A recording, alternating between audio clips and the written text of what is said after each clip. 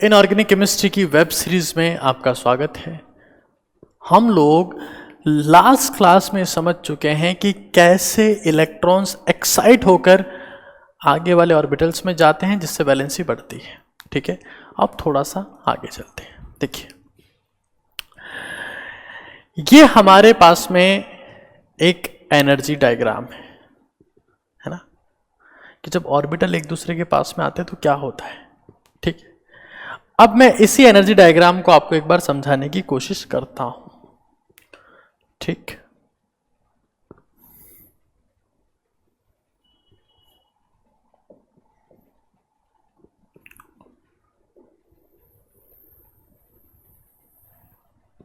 ये हमारे पास में है दो एक्सिस, ये ऊपर वाली वाई एक्सिस, ये नीचे वाली एक्स एक्सिस। वाई एक्सिस पे हमने लिया है एनर्जी को, और एक्स पर हमने लिया है डिस्टेंस को। एस पर किसको लिया है? एक्स पर डिस्टेंस को। ठीक, मान लीजिए यहां मेरे पास में एक एटम है, एक एटम है, और दूसरा एटम यहां पर है। ठीक है, जब ये एटम इसके पास में आता है और बॉन्ड बनता है, ये बॉन्ड बन गया, ये एटम था, आया आया आया आया आया और ये बॉन्ड बन गया। ये एटम इसके पास में आया और क्या बन गया? बॉन्ड। जब ये एटम इसके पास में अप्रोच करता है तो उस वक्त एनर्जी किस तरीके से रिलीज होती है वो हम लोग उस एनर्जी डायग्राम से समझ रहे हैं। देखो, मान लो ये पोजीशन कब है? जब they are at maximum distance.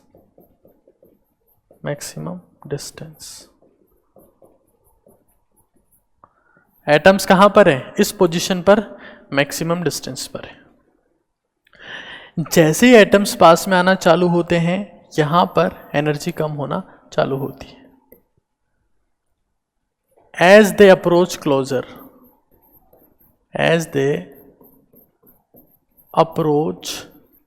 Closure, जैसे पास में आना कम होंगे एनर्जी कम होना, जैसे पास में आएंगे एनर्जी कम होना चालू हो जाएगी, और यहां पर मिनिमम हो गई है, लीस्ट एनर्जी मिनिमम एनर्जी। क्यों? क्योंकि यहां पर मेरे पास में क्या हो गई है, इस पॉइंट पर हम लोग क्या कहेंगे? इस पॉइंट पर we have bond formation.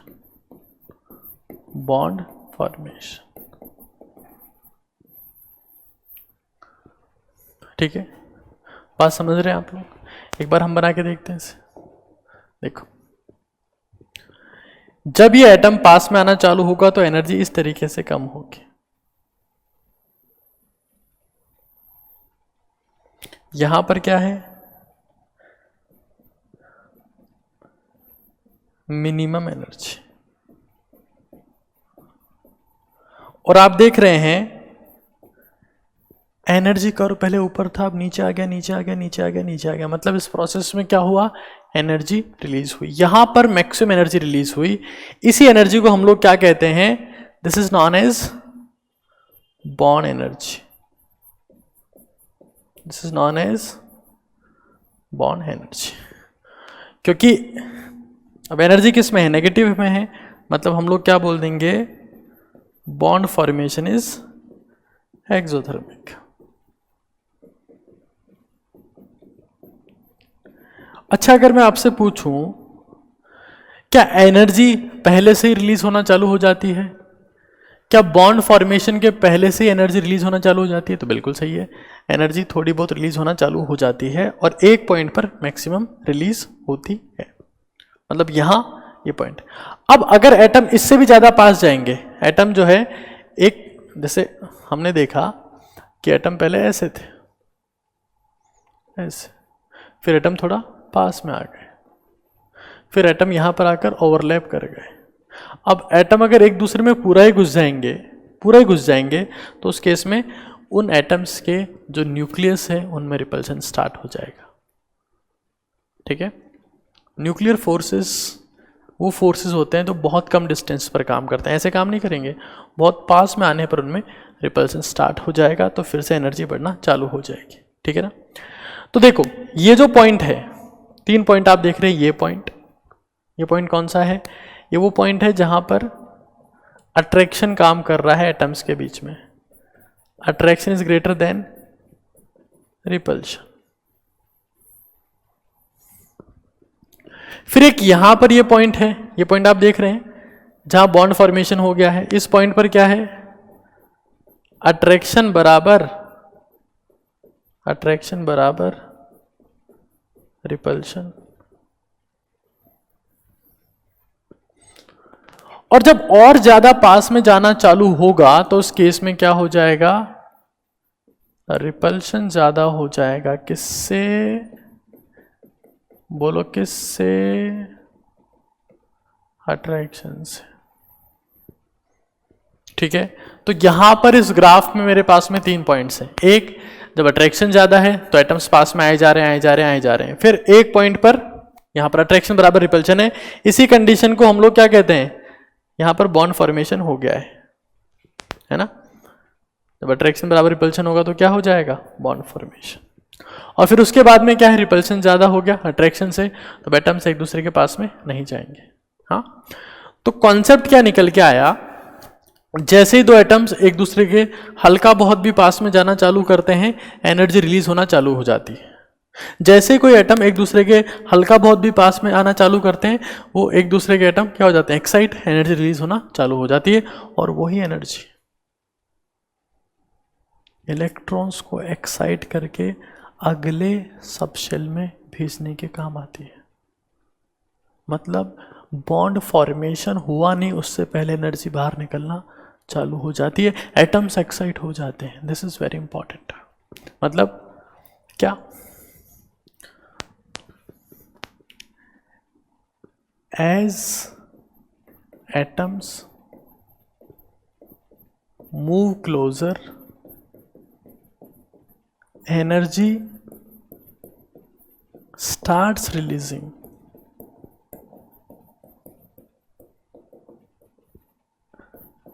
This energy is used as promotional energy. That is the super concept.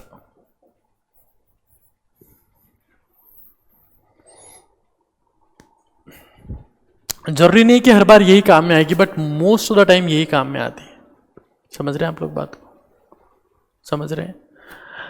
बहुत बार ऐसा भी होता है, जैसे मान लो CH4 का फॉर्मेशन है, हाँ, कार्बन से क्या बन रहा है, CH4, तो उसमें एक बॉन्ड बना, दूसरा बन गया, 2 बॉन्ड बन गए, क्योंकि 2 तो अनपेयर्ड इलेक्ट्रॉन कार्बन में पहले से थे। फिर अब उन 2 बॉन्ड से जो एनर्जी रिलीज होती है वही 2s के इलेक्ट्रॉन्स को एक्साइट करने के काम आती है। ऐसा भी होता है, ठीक है। लेकिन जब एटम एक दूसरे के पास में आते हैं या बॉन्ड फॉर्म कर लेते हैं तो एनर्जी रिलीज होती है, और उसी को हम लोग ऐसे प्रमोशनल एनर्जी काम में लेते हैं। ठीक है, अब समझना, अब एक सुपर कॉन्सेप्ट समझना। क्या सुपर कॉन्सेप्ट है, देखो, व्हाट इज सुपर कॉन्सेप्ट, वो समझना है अपने को। ध्यान से देखिएगा। If promotional energy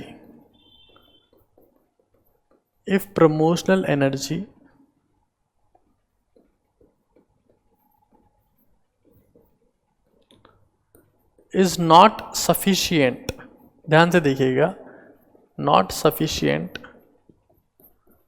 to unpair electrons, promotional energy इतनी है ही नहीं कि वो इलेक्ट्रॉन्स को अनपेयर कर सके। ठीक है, तो उस केस में वो इलेक्ट्रॉन जब अनपेयर नहीं रह पाए या अनपेयर नहीं हो पाए तो बॉन्डिंग में पार्टिसिपेट नहीं करेंगे। ठीक है, then these electrons do not form bond, और ऐसे इलेक्ट्रॉन्स को हम लोग क्या कहते हैं, ऐसे इलेक्ट्रॉन्स को हम लोग कहते हैं इनर्ट इलेक्ट्रॉन्स।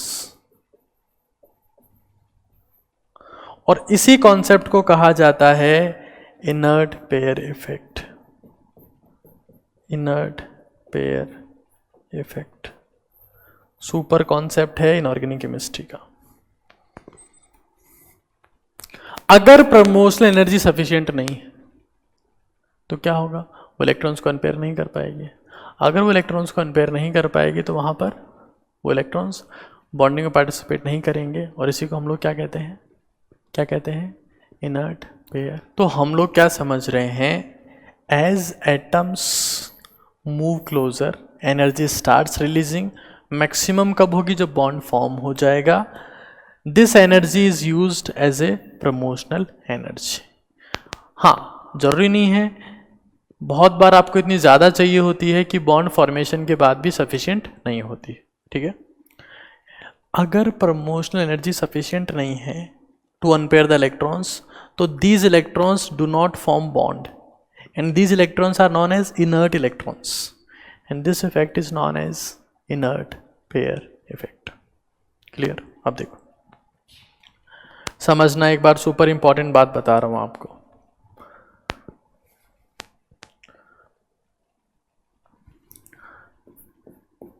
इनर्ट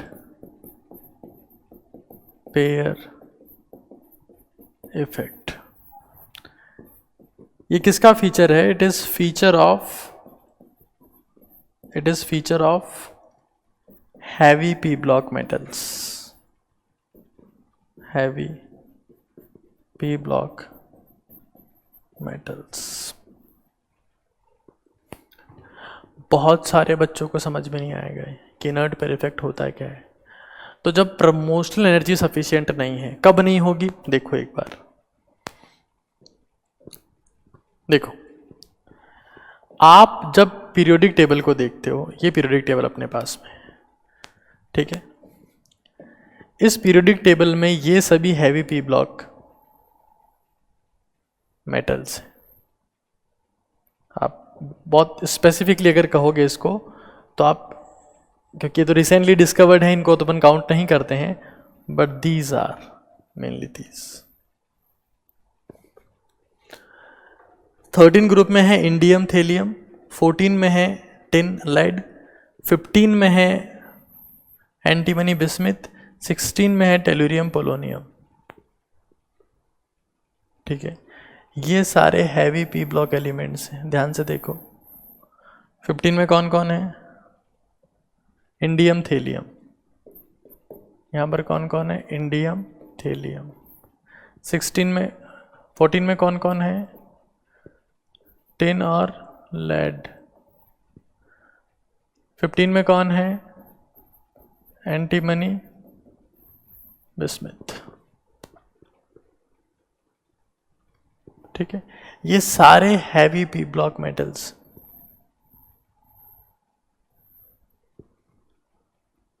अगर मैं 13 ग्रुप की बात करता हूं तो इसका कॉन्फ़िगरेशन क्या होता है? NS2NP1। 14 की बात करूं तो क्या होता है? NS2NP2। 15 की बात करूं तो क्या होता है? NS2NP3। ये तीनों ग्रुप्स आपको कॉपी में बना लेने हैं। Boron, aluminium, gallium, indium, thallium वाला, कार्बन, सिलिकॉन, जर्मेनियम, टिन और लेड वाला, नाइट्रोजन, फॉस्फोरस, आर्सेनिक, एंटीमनी और बिस्मिथ वाला कॉपी में बना लेने हैं। तो अगर आप यहां देखते हैं, समझिएगा एक बार, यहां पर कितने अनपेड इलेक्ट्रॉन पहले से प्रेजेंट है? Only one, only one. यहां कितने हैं? 2, और यहां कितने हैं? 3, ठीक है, ठीक है।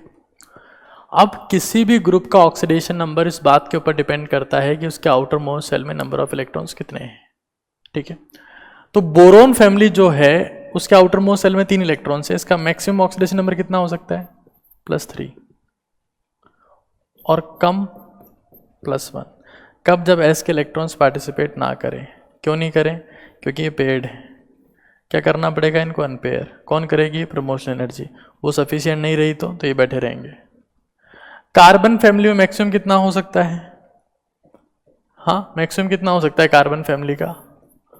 +4, और मिनिमम +2। नाइट्रोजन फैमिली का मैक्सिमम कितना हो सकता है? तो प्लस में 5, मिनिमम कितना हो सकता है? प्लस में 3। समझ रहे हैं आप लोग? कॉन्सेप्ट पे ध्यान दीजिए एक बार कि कॉन्सेप्ट हमारे पास में क्या है।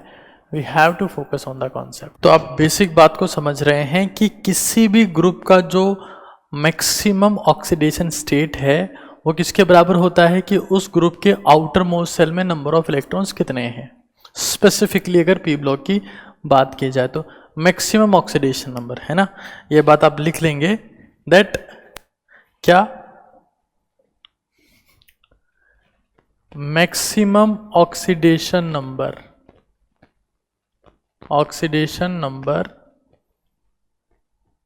is equal to number of electrons in outermost shell।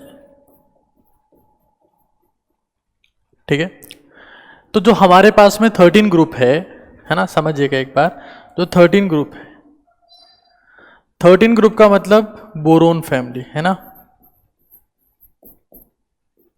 13 group बोल दीजिए या बोरोन फैमिली बोल दीजिए। इनके आउटर मोस्ट सेल में नंबर ऑफ इलेक्ट्रॉन्स कितने होते हैं? 3। तो जो मैक्सिमम पॉसिबल है ना, +3 क्या हो गया? Maximum oxidation state. और +1 है तो इसका रीजन क्या है? इसका रीजन है inert pair IPE, inert pair effect. ऐसा क्यों होता है अभी बता दें। ऐसे ही जो आपके पास में 14 ग्रुप है ना, 14th ग्रुप, इस 14th ग्रुप को आप क्या कह सकते हैं? इसको आप कह सकते हैं कार्बन फैमिली। क्या कह सकते हैं? Carbon family. इसमें आउटर मोस्ट सेल में नंबर ऑफ इलेक्ट्रॉन्स कितने? मैक्सिमम 4। तो जो मैक्सिमम ऑक्सीडेशन स्टेट है वो कितनी होती है इसकी? +4, और एक +2 भी होती है। उसका रीजन क्या होता है? Inert pair effect. Inert pair effect की बुनियाद कहां पर टिकी हुई है? तो टिकी हुई है प्रमोशनल एनर्जी पर। मतलब जब भी इनर्ट पेयर इफेक्ट वर्ड आएगा तो आपको फोकस किस वर्ड के ऊपर करना है? प्रमोशनल एनर्जी के ऊपर। ठीक है, बात समझ में आ रही है सभी को? ऐसे जो 15th ग्रुप है, 15th ग्रुप, 15वां ग्रुप मतलब कौन सी फैमिली? नाइट्रोजन फैमिली है ना। आप ये कह सकते हो या आप क्या कह सकते हो? Nitrogen family. तो इनकी जो मैक्सिमम ऑक्सीडेशन स्टेट है वो कितनी हो सकती है? That is +5। और इनर्ट पेयर इफेक्ट की वजह से कितनी हो जाती है? +3। ठीक है ना, 2 से हमारे पास में क्या हो जाएगी? कम हो जाएगी ऑक्सीडेशन स्टेट। तो कुल मिला के हमको कोर कॉन्सेप्ट समझना है क्या? इनर्ट पेयर इफेक्ट क्या होता है। बहुत ज़्यादा इंपॉर्टेंट है। आप जब पी ब्लॉक पढ़ेंगे तो एक्सेप्शनली इसकी वैल्यू बहुत ज़्यादा है। तो इनर्ट पेयर इफेक्ट क्या होता है? इन ए ग्रुप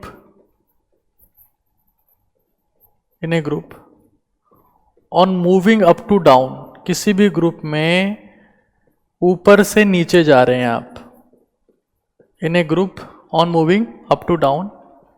ठीक है ना, अब अप टू डाउन जाने पर क्या होता है? एटॉमिक साइज बढ़ता है, एटॉमिक साइज इंक्रीजेस। तो अगर एटॉमिक साइज बढ़ता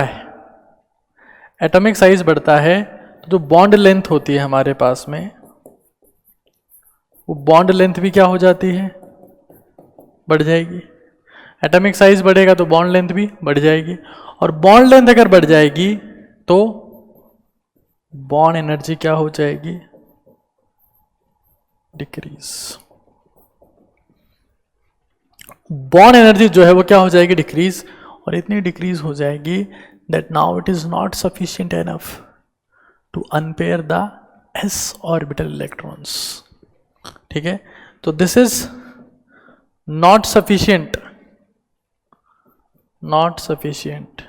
भाई। एनर्जी तो रिलीज होना उसी वक्त चालू हो जाती है जब एटम्स पास में आ रहे हो, पास में आ रहे हो, एनर्जी रिलीज हो रही है, बट उससे काम नहीं चल रहा, और पास में गए उससे भी काम नहीं चला, बॉन्ड बन गया फिर रिलीज हुई उससे भी काम नहीं चल रहा, बताओ ऐसे हालात हैं। तो नॉट सफिशिएंट टू अनपेयर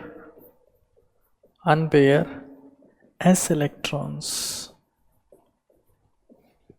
ठीक है, आप एस के इलेक्ट्रॉन्स को अनपेयर ही नहीं कर पाते हैं, तो S orbital electrons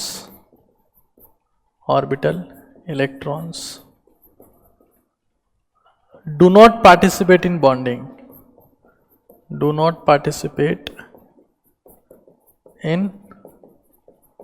bond. S orbital electrons bond में पार्टिसिपेट नहीं करते हैं, दे बिकम इनर्ट,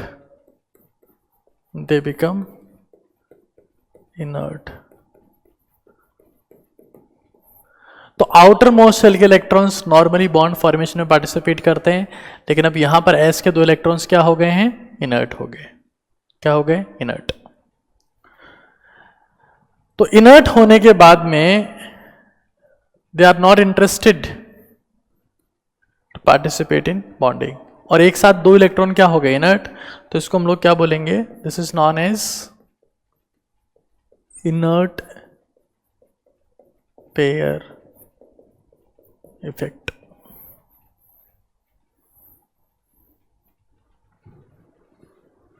ठीक है, चलो, तो यहां देखिए एक बार कॉन्सेप्ट समझिएगा, बिना स्ट्रेस में आए, बिना परेशान हुए, कि हमारे पास में बोरोन फैमिली में कौन कौन है, boron, aluminium, gallium, indium, thallium, carbon, silicon, germanium, tin, lead, nitrogen, phosphorus, arsenic, antimony, bismuth. ठीक है, तो जो इनर्ट पेयर इफेक्ट है वो बेसिकली कहाँ ऑब्जर्व होता है, वो ऑब्जर्व होता है इन एलिमेंट्स में, यहां पर।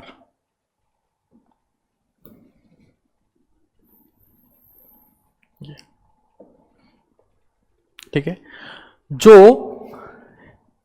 ये एलिमेंट्स है इंडियम, थीलियम, +1 इज मोर स्टेबल, इसके लिए जो ग्रुप ऑक्सीडेशन स्टेट है वो क्या है, +3।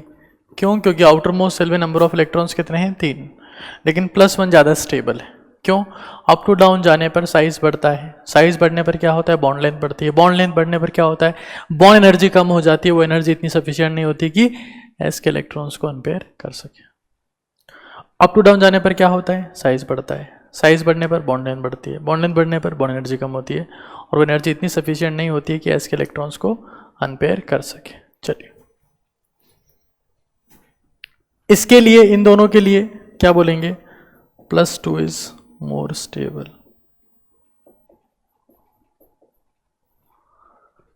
इनके लिए क्या कहेंगे, इन दोनों के लिए, एंटीमनी है, बिस्मिथ है, क्या बोलेंगे, +3 इज मोर स्टेबल। इसका ग्रुप ऑक्सीडेशन नंबर कितना है, +4, इसका कितना है, +5। ठीक है, क्लियर है। चलिए, अगर मान लीजिए आपके पास में PbCl4 है, इसको हल्का बहुत भी हीट करते हैं ना तो क्लोरीन गैस रिलीज हो जाती है। क्यों, क्योंकि इससे क्या बन जाएगा, PbCl2 + Cl2। PbCl4 में इसका ऑक्सीडेशन नंबर कितना है, +4। क्यों, क्योंकि 4 बॉन्ड से 4 क्लोरीन इलेक्ट्रॉन्स खींच रहे हैं। यहां पर कितना हो गया, +2, तो हम लोग क्या बोलेंगे, +2 इज मोर स्टेबल देन +4। ठीक है, क्लियर है। ऐसे ही हमारे पास में for example I have BiCl5, इसको आप हल्का सा भी हीट करते हैं तो क्या बन जाता है, BiCl3 + Cl2। यहाँ पर किस में था ये, +5 में, यहाँ पर किस में पहुँच गया, +3 में। तो हम लोग क्या बोल रहे हैं, +3 is more stable than +5। Reason क्या है, इनर्ट पेयर इफेक्ट, है ना, yes, +3 is more stable than +5 due to IPE। IPE का मतलब क्या है? That is the inert pair effect. बहुत इंपॉर्टेंट है। तो इनर्ट पेयर इफेक्ट क्या होता है? अप टू डाउन जाने पर साइज बढ़ता है, साइज बढ़ता है तो बॉन्ड लेंथ बढ़ती है, बॉन्ड लेंथ बढ़ती है तो बॉन्ड एनर्जी कम हो जाती है, और वो एनर्जी सफिशिएंट नहीं होती है s इलेक्ट्रॉन्स को अनपेयर करने के लिए। ठीक है, एक थोड़ा सा एडवांस कॉन्सेप्ट बताता हूं। देखो, ये होता है Pb3O4, ठीक है ना, इसको बोलते हैं रेड लेड।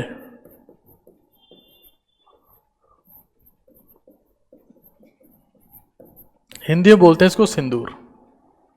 जो आपने सुना है कि एक चुटकी सिंदूर की कीमत आपके, वो सिंदूर, एक चुटकी सिंदूर। तो Pb3O4 जो है वो दो फॉर्म में मिलता है ना, इसको बोलते हैं मिक्स ऑक्साइड है। मिक्स ऑक्साइड मतलब इसमें दो चीजें हैं, क्या? PbO है और PbO2, और PbO कितने हैं इसमें? दो। ठीक है, तो PbO तो आपके पास में कौन से स्टेट में आ गया? PbO आपके पास में आ गया कौन से स्टेट में? +2 में। और PbO2 कौन से स्टेट में आ गया? +4 में। रेशियो क्या हो गया इनका? 2:1। क्या आप मुझे बता सकते हैं कि नेचर में, ये तो नेचर में मिलता है, नेचर में भी PbO ज्यादा है? हाँ, यहां पर क्या है? PbO is twice as PbO2। तो नेचर में भी PbO ज्यादा मिलता है, क्यों? हाँ, तो PbO is more due to IPE। PbO में जो लेड का ऑक्सीडेशन नंबर है वो कितना है? +2, और PbO2 में कितना है? +4। PbO2 में कितना है? +4, and that +4 is more stable. समझ रहे हैं आप लोग? That +4 is more stable. All right, तो Pb3O4 जिसको आप क्या बोलते हैं? रेड लेड, वो क्या होता है? 2PbO PbO2, है ना, +2 है, +4 है, 2:1। ठीक है, इतना क्लियर है आप लोगों को कि कैसे काम कर रहे हैं? ठीक है,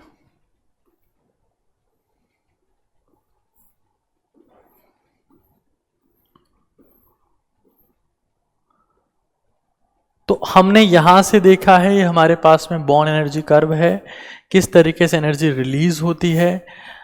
ठीक है, कब एनर्जी अगर हमारे पास में कम रह जाती है तो उस केस में कौन सा इफेक्ट आता है? Inert pair effect. ये हमने समझा, ये हमने ग्रुप में देखा, ये हमने चीज समझी है। अब थोड़ा सा अपन लोग आगे चलते हैं और चीजों को और समझते हैं। ओके, तो होपफुली इनर्ट पेयर इफेक्ट और प्रमोशन एनर्जी कैसे काम करती है, ये कॉन्सेप्ट आपको क्लियर है। थोड़ा सा आगे चलते हैं और समझते हैं। ये देखो, ओवरलैपिंग जो होती है ना, ओवरलैपिंग के बारे में काफी बात कर चुके हैं अपन।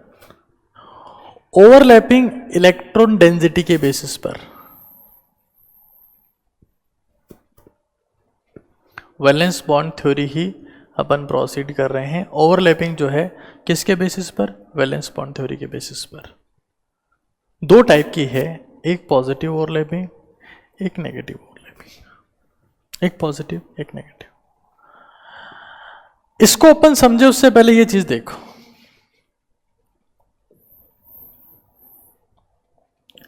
ये हमारे पास में एक p ऑर्बिटल है जिसमें ऊपर प्लस है, नीचे माइनस है, ऊपर हेड है, नीचे टेल है। ठीक है ना, ऊपर हमारे पास में क्या है? हेड है, नीचे क्या है? टेल है।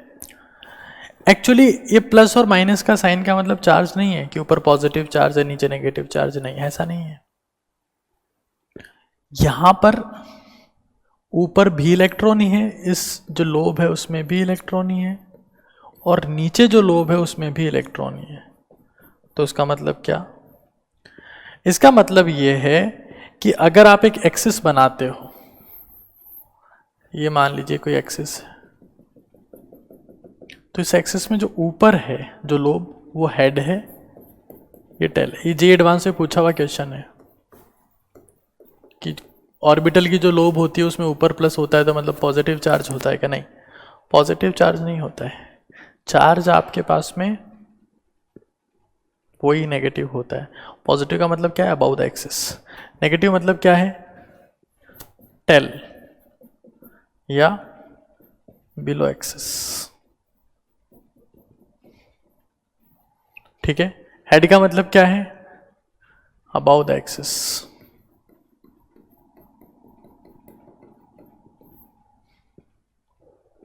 ठीक है। देखिए अब थोड़ा सा एक इंटरेस्टिंग बात बताता हूं। जो इलेक्ट्रॉन्स है, क्या है? इलेक्ट्रॉन्स वो बेसिकली वेव नेचर के होते हैं, मतलब वो धुआं है। ये बात मैं आपको पहले बता चुका हूं। इलेक्ट्रॉन्स आर द स्मोक, है ना। तो अगर आप इसको ग्राफिकल फॉर्म में रिप्रेजेंट करते हो ना, तो ग्राफ इसका ऐसा आएगा। ये वेव की मूवमेंट की बात कर रहा हूं मैं, वेव है। और इस वेव में जो ऊपर वाला पार्ट होगा इसको बोलते हैं हेड, और जो नीचे वाला पार्ट है इसको बोलते हैं टेल। ये क्या होता है? टेल।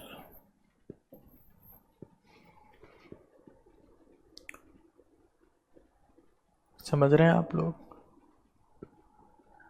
एक ऑर्बिटल है, ये पार्ट किसको रिप्रेजेंट करता है? हेड को, ये टेल को। ठीक है, देखना अब एक बार समझते चाहिए। मान लो ये हमारे पास में एक ऑर्बिटल इलेक्ट्रॉन डेंसिटी को रिप्रेजेंट करता है, और ये भी एक ऑर्बिटल इलेक्ट्रॉन डेंसिटी को रिप्रेजेंट करता है।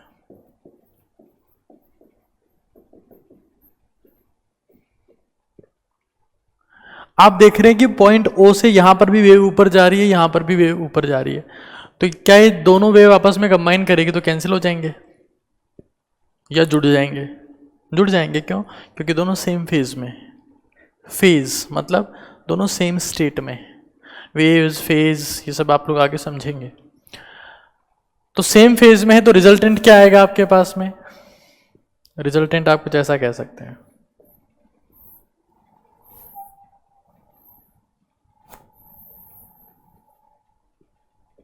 समझ रहे हैं आप लोग? यहां मेरे पास में कोई न्यूक्लियस था, उस न्यूक्लियस के अराउंड ये इलेक्ट्रॉन वेव है। यहां मेरे पास में कोई न्यूक्लियस था, उस न्यूक्लियस के अराउंड ये इलेक्ट्रॉन वेव है। यहाँ न्यूक्लियस इसके अराउंड इलेक्ट्रॉन वेव, यहाँ न्यूक्लियस के अराउंड इलेक्ट्रॉन वेव। ठीक है। और जब इलेक्ट्रॉन वेव सेम फेज में है तो क्या करेगी? कंबाइन करेंगे। ठीक है, यहाँ कंबाइन करेगी तो ऊपर चली जाएगी।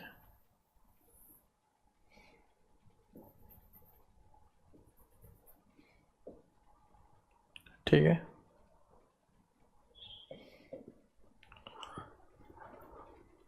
यहां हमारे पास में होंगे इलेक्ट्रॉन्स। तो जब दो न्यूक्लियस के बीच में इलेक्ट्रॉन्स प्रेजेंट होंगे तो इस टाइप के ओवरलैपिंग को आप क्या कहोगे? Positive overlapping. Positive overlapping super important concepts है।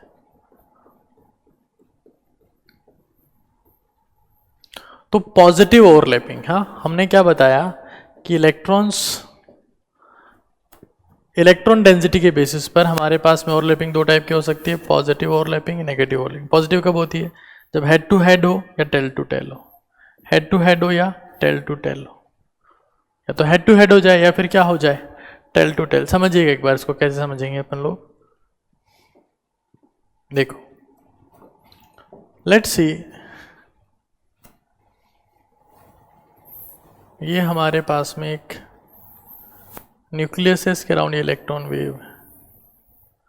ये एक दूसरा ऑर्बिटल है, ये न्यूक्लियस है, ये इसके अराउंड इलेक्ट्रॉन वेव है। ठीक है,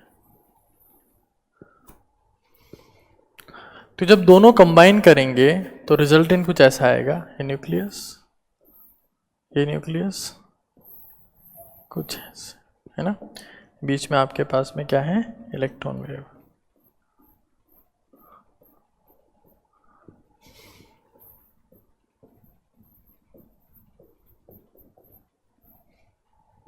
ये भी क्या है, इलेक्ट्रॉन वेव। ये क्या है हमारे पास में, न्यूक्लियस। ये भी क्या है, न्यूक्लियस। तो ये जो ओवरलैपिंग हुई वो कैसे हुई है, this overlapping is tail to tail overlapping. क्या बोलेंगे इसे, टेल टू टेल ओवरलैपिंग, ठीक है ना। क्या बोलेंगे इसे, टेल टू टेल ओवरलैपिंग। चलिए, बहुत इंटरेस्टिंग चीज है। एक तो हेड टू हेड हो रही है, एक टेल टू टेल हो रही है। क्यों क्यों हो पा रही है पॉजिटिव, क्योंकि दोनों में सेम फेज में इलेक्ट्रॉन डेंसिटी, सेम फेज में। देखना एक बार, मान लो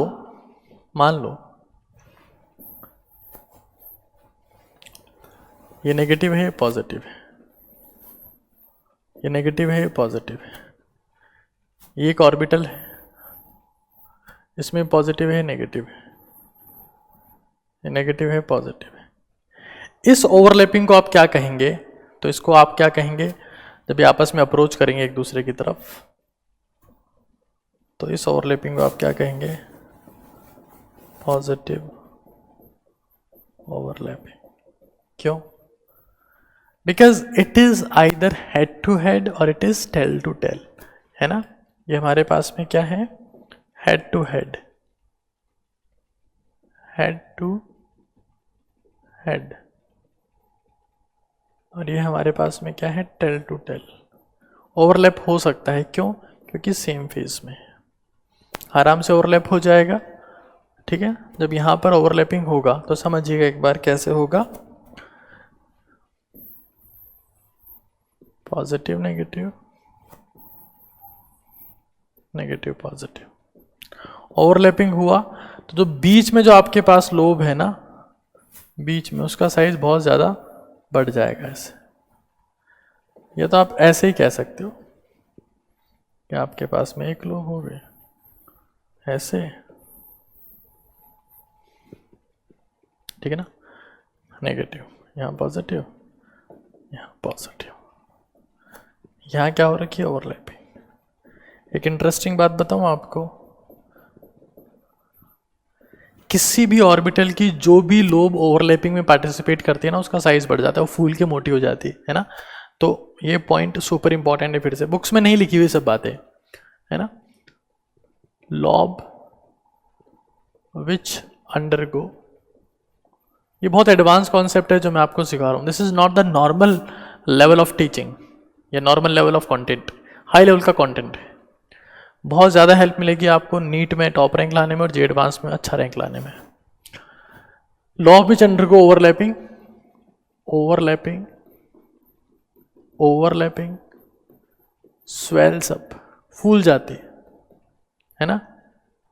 and it contains, and it contains, and contains most of electron density, इसमें ज़्यादातर इलेक्ट्रॉन डेंसिटी होती है। इलेक्ट्रॉन डेंसिटी दोनों लोब्स में होती है, बट ज़्यादातर इसी में आ जाएंगी जो ओवरलैपिंग में पार्टिसिपेट कर रही है, ठीक है ना। अब नेगेटिव ओवरलैपिंग कैसे होती है, देखो एक बार। मान लो ये मेरे पास में एक ऑर्बिटल है, यहाँ पॉजिटिव, यहाँ नेगेटिव। ये एक ऑर्बिटल है, यहाँ नेगेटिव, यहाँ positive, negative, positive, positive, negative, ठीक है ना। Positive negative, negative positive. तो ये मेरे पास में कैसे हो रही है, head to tail, head to tail. और ये कैसे हो रही है, टेल टू हेड। तो इस ओवरलैपिंग को आप क्या कहोगे, इस ओवरलैपिंग को आप कहोगे नेगेटिव ओवरलैपिंग, है ना। This is known as negative overlapping, negative overlapping. यहां पर इस लोब में फेज अगर ऊपर है तो इस फेज यहां पर इस लोब में कैसे होगी, नीचे। मान लो और मान लो इस जगह अगर नीचे है तो यहां ऊपर होगी। कुल मिला के ऊपर नीचे कहीं पर भी हो सकती है। नॉर्मली नेगेटिव में नीचे होती है, पॉजिटिव में ऊपर होती है, बट मैंने बता दिया है ना। कुल मिला के पॉजिटिव नेगेटिव में जो वेव का फेज होगा वो आपस में ऑपोजिट होगा, है ना। तो क्या होगा, no bond formation, no bond formation. ठीक है, समझ में आ रही है बात। तो ओवरलैपिंग मेरे पास में दो टाइप की हो सकती है, पॉजिटिव जो हेड टू हेड होती है, टेल टू टेल होती है, एक नेगेटिव जो आप लोग जानते हैं हेड टू टेल और टेल टू हेड। एक होती है जीरो ओवरलैपिंग। जीरो ओवरलैपिंग मतलब ऑर्बिटल्स अप्रोच तो हुए बट उनकी इलेक्ट्रॉन डेंसिटी कांटेक्ट में नहीं आई। हाँ, नो कांटेक्ट, नो, अभी समझेंगे इसको, no contact of electron density, contact में ही नहीं आ पाई, कांटेक्ट में ही नहीं आ पाई, उसको बोलते हैं जीरो ओवरलैपिंग। कैसे होती है देखना एक बार, ये 1 सेकेंड। जीरो ओवरलैपिंग कैसे होती है इसको हम लोग समझते हैं एक बार आराम से, ध्यान से देखना। मान लो ये मेरे पास में एक ऑर्बिटल है, ठीक है, ये एक्स एक्सिस है तो इसको हमने बोल दिया पी वाई ऑर्बिटल, है ना। तो पी वाई ऑर्बिटल का मतलब क्या, ऐसा ऑर्बिटल जिसकी इलेक्ट्रॉन डेंसिटी कौन से एक्सिस पर है, वाई एक्सिस पर है ना। Orbital, orbital with electron density, electron density on y axis, ठीक है। अब एक ऑर्बिटल जिसका माथा ठनका और वो जा रहा है इसके पास में ऐसे, ये एस ऑर्बिटल है, ये इसके पास में इस डायरेक्शन में जा रहा है, इस डायरेक्शन में। तो एक्स एक्सिस पर इसकी बिल्कुल लीस्ट इलेक्ट्रॉन डेंसिटी है। एस एक्सिस पर अगर इससे कांटेक्ट में आएगा, एक्स एक्सिस पर अगर इसके कांटेक्ट में आएगा तो ओवरलैपिंग काउंट ही नहीं होगी। समझ रहे हैं आप लोग। यहां पर अगर मेरे पास में, यहां पर अगर मेरे पास में ये कांटेक्ट में आता है तो उसको अपन क्या बोलेंगे, जीरो ओवरलैपिंग। रट लेना एक बात को, जीरो ओवरलैपिंग कब होती है, when angle of approach, angle of approach is 90 degree. Zero overlapping में क्या होता है, no contact in between electron density of two orbitals. हाँ, जीरो ओवरलैपिंग का मतलब क्या होता है, व्हाट इज जीरो ओवरलैपिंग। हाँ, जीरो ओवरलैपिंग का मतलब क्या है, no contact between the electron densities, no contact, no contact between electron density, कोई कांटेक्ट में ही नहीं आती क्या, इलेक्ट्रॉन डेंसिटी। थोड़े एडवांस कॉन्सेप्ट्स हैं। हाँ, अब देखो यहां पर एक और चीज समझो। जैसे मान लो ये हमने बोला, ये हमने बोला ये पी वाई ऑर्बिटल है, पी वाई, ठीक है। ये एस ऑर्बिटल है, इसके पास यहां जाता है ऐसे,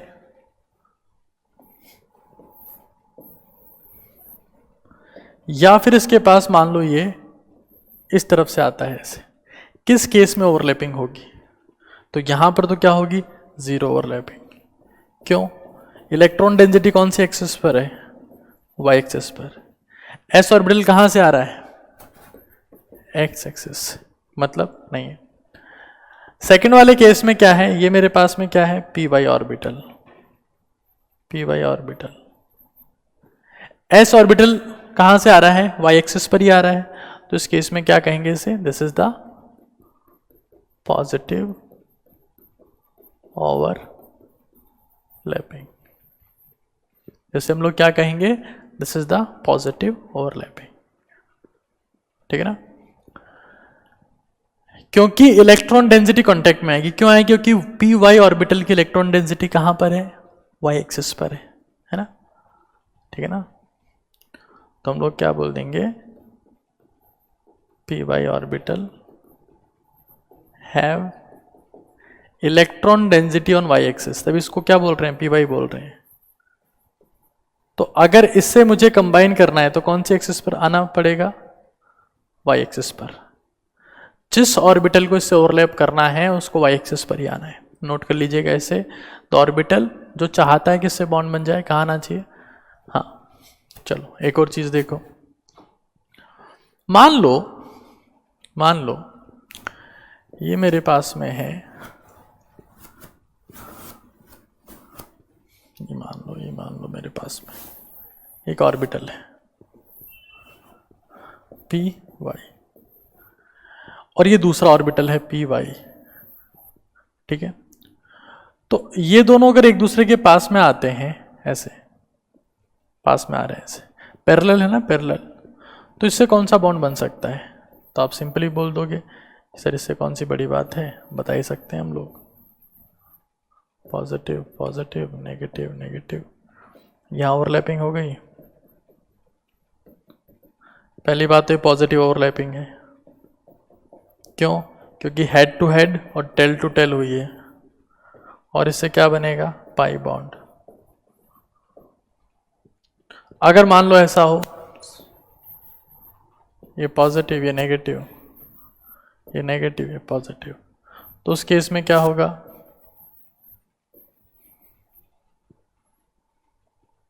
पॉजिटिव नेगेटिव नेगेटिव पॉजिटिव। जहां जहां पर ये कांटेक्ट में आए, कौन, दो ऑर्बिटल जहां जहां से कांटेक्ट में आए वहां से साफ हो जाएंगे, ऑपोजिट फेज में है, और सिर्फ ऐसा बचेगा।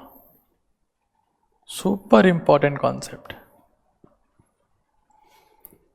बहुत एडवांस कॉन्सेप्ट है। तो इसको हम लोग क्या बोलेंगे, नेगेटिव ओवरलैपिंग, नेगेटिव ओवरलैपिंग। और क्या बोलेंगे, no formation of pi bond, no formation of pi bond. यहां इस केस में पाई बॉन्ड का फॉर्मेशन नहीं हुआ है, क्लियर है, ठीक है। क्या बोलेंगे इसको हम लोग, नेगेटिव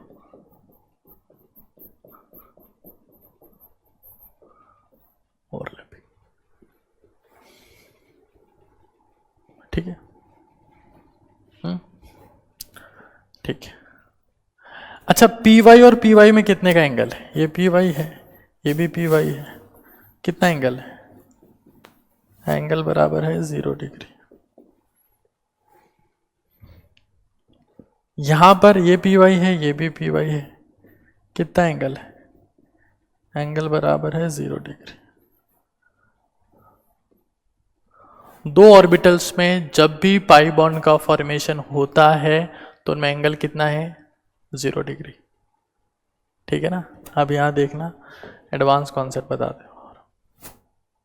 मान लो मैं क्वेश्चन पूछ रहा हूं, p x plus p y plus p z, या p y plus p x,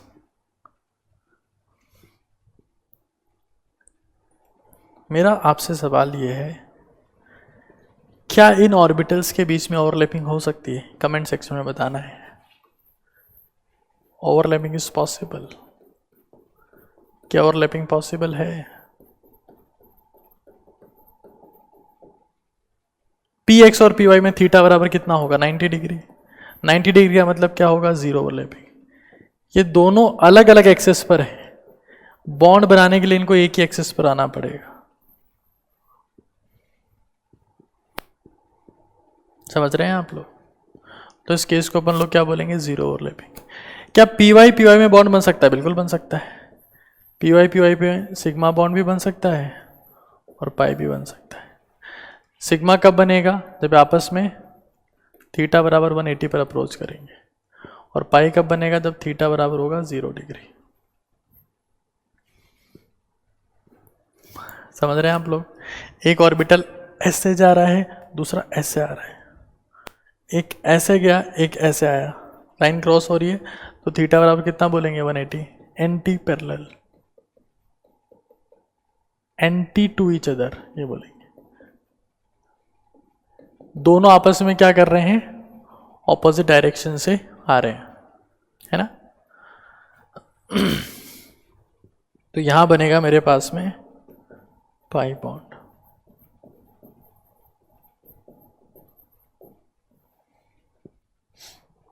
मतलब px ऑर्बिटल्स, 1 सेकेंड सर, आज कितना पढ़ाओगे? नहीं, आज तो पढ़ाएंगे भाई, बट कॉन्सेप्ट ही पढ़ाएंगे, कचरा नहीं पढ़ाएंगे। क्या px के बीच में बॉन्ड फॉर्मेशन हो सकता है? हाँ, हो सकता है। कौन कौन सा? पाई बन सकता है, और क्या बन सकता है? सिग्मा बन सकता है।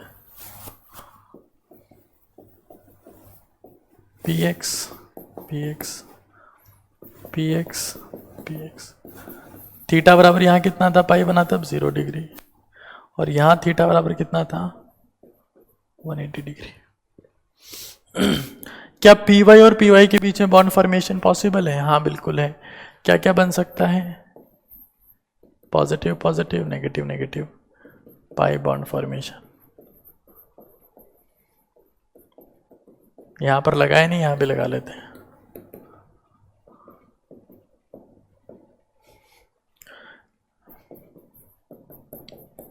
थीटा कितना था? 0 डिग्री। सिग्मा बन सकता है? Yes. P y plus plus minus minus, theta बराबर है 180 डिग्री। क्या बना इस केस में? Sigma bond formation. ठीक है। पी जेड वाले केस में देख लेते हैं एक बार, है ना? तो क्या बन गया? Pi bond formation.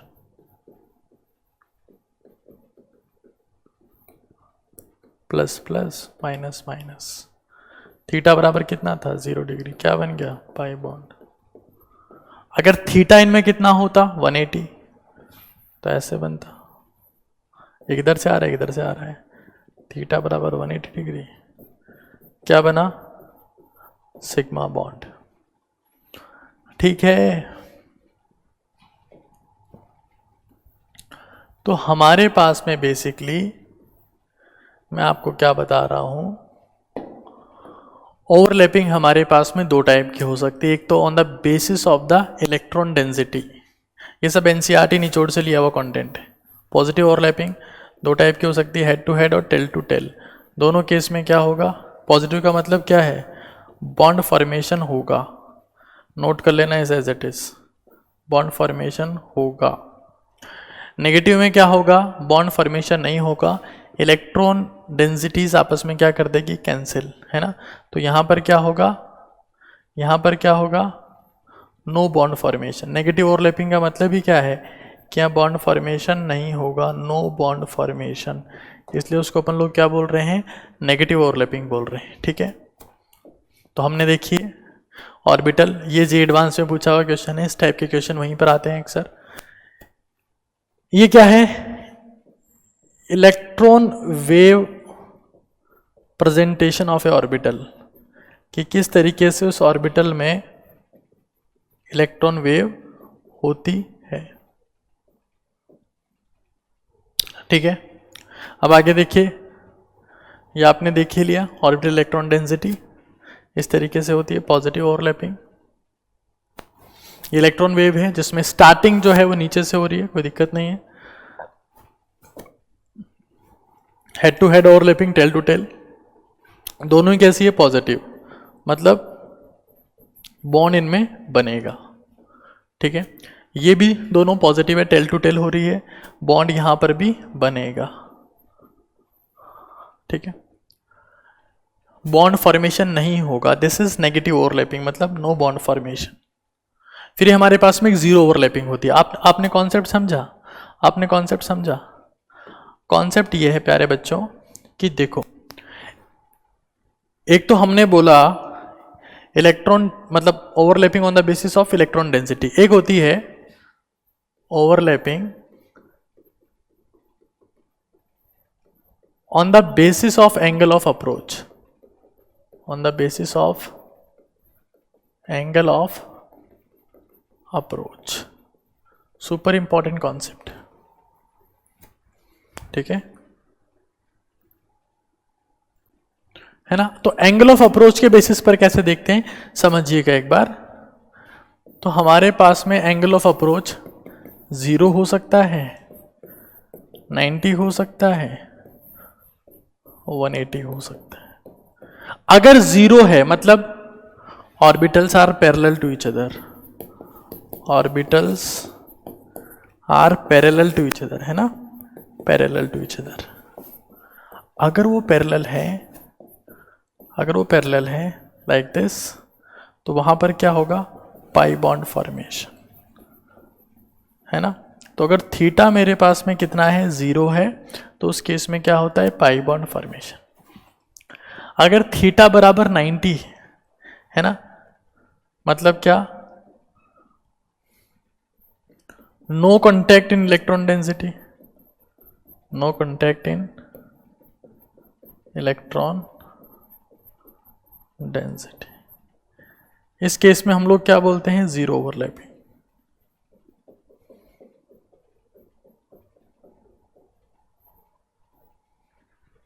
ठीक है।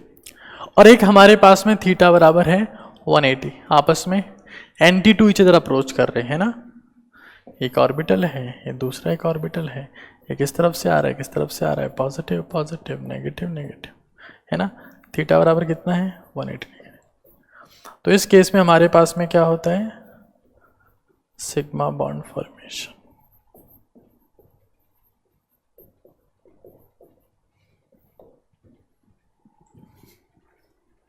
ठीक है, 3 केस हो गए हमारे पास में। एक केस में this is again very super conceptual, ठीक है, एंगल ऑफ अप्रोच के बेसिस पर कि थीटा एंगल जो ऑर्बिटल्स आपस में अप्रोच कर रहे हैं उनमें एंगल कितना है? अगर 0 है मतलब they are parallel, pi bond. 90 है, कोई बॉन्ड नहीं बनेगा, कोई बॉन्ड नहीं बनेगा। जैसे px प्लस py, कुछ बॉन्ड बनेगा क्या? नहीं। क्यों? क्योंकि x और y एक्सिस में कितना एंगल होता है? 90 डिग्री का। समझ रहे हो? तो मैंने आपको क्या सिखाया? मैंने आपको ये बताया कि किसी भी ग्रुप में ऊपर से नीचे जाने पर साइज बढ़ता है, साइज बढ़ने पर बॉन्ड लेंथ बढ़ती है, बॉन्ड लेंथ बढ़ने पर लेंथ बढ़ जाएगी तो एनर्जी कम हो जाएगी। मान लीजिए 2 लोग आपस में हाथ मिला रहे हैं और दोनों हाथ ऐसे मिला रहे दूर दूर से, है ना, हल्का सा टच कर लिया, क्या होगा? एनर्जी रिलीज ही नहीं होगी। बिल्कुल पास में जाके मिला है तो क्या होगा? एनर्जी रिलीज होगी। तो एटम्स अगर दूर दूर हैं तो एनर्जी रिलीज उतनी नहीं होगी, रिलीज नहीं होगी तो वो एनर्जी प्रमोशनल एनर्जी जितनी सफिशिएंट नहीं होगी, तो एस के इलेक्ट्रॉन जहां हैं वहीं रहेंगे, मतलब पेड़ ही रहेंगे, मतलब क्या हो जाएंगे? इनर्ट। एक कॉन्सेप्ट ये बताया। फिर बताया ओवरलैपिंग हमारे पास में कितने टाइप की हो सकती है? एक तो on the basis of electron density, 2 type की, पॉजिटिव नेगेटिव जीरो, मतलब 3 टाइप की हो सकती है, पॉजिटिव नेगेटिव जीरो। पॉजिटिव कब? Head to head, tail to tail. Negative कब? Head to tail, tail to head. Zero कब? कॉन्टैक्ट में नहीं आया हो। और एक एंगल ऑफ अप्रोच के बेसिस पे, theta equals to 0 parallel, pi bond, theta equals to 180 sigma bond, theta equals to 90 no bond, zero overlapping. उस केस में हमारे पास में होती है। ठीक है, ठीक है। तो ये जो पार्ट है ये आप देख रहे हैं, ये पार्ट उसी चीज को एक्सप्लेन किया हुआ है कि हमारे पास में जो है वो एक्सियल ओवरलैपिंग, जब थीटा कितना होता है 180, तो उससे क्या बनता है? Sigma bond. वो कैसे कैसे बन सकता है? ऐसे ऐसे बन सकता है। 2 एस आपस में एक दूसरे की तरफ आ सकते हैं, ये बन गया। एक ऐसे एक पी आ सकता है, ये बन गया। 2 पी आ सकते हैं, ये बन गया। और एक हमारे पास में है कि अगर 0 हो तो उस केस में कैसे कैसे बन सकता है। तो मैंने आपको बताया था कि क्या बन सकता है? पी पाई पी पाई।